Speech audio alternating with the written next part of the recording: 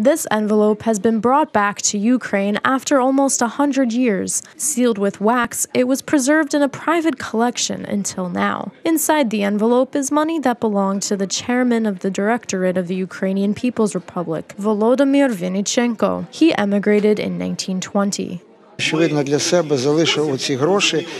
Obviously, he left this money, realizing that this is a historical document that will be of interest to later generations. That is, he withdrew it, but he did not spend it. It seems as if he knew we would see them.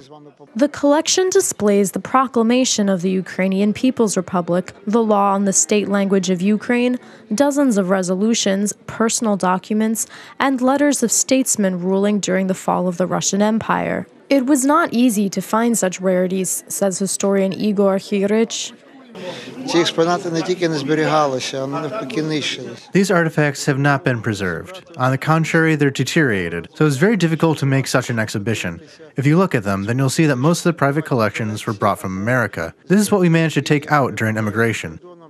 The banners of the Ukrainian People's Republic, military artifacts, and resolutions of international organizations formally recognizing Ukraine were brought from foreign museums.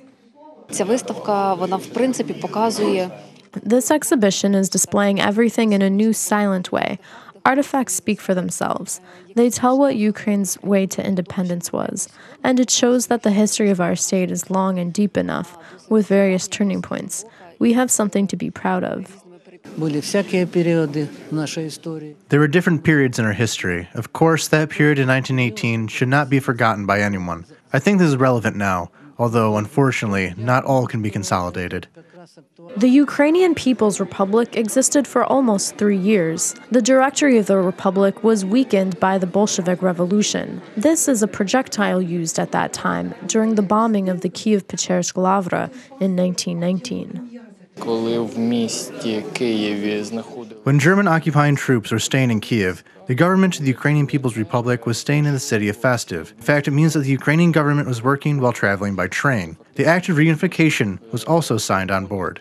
The Ukrainian People's Republic was formed in 1917 and 2 years later became the Ukrainian Soviet Socialist Republic when the Eastern and Western republics merged. Next year, on January 22, 2019, Ukraine will celebrate 100 years as a unified state.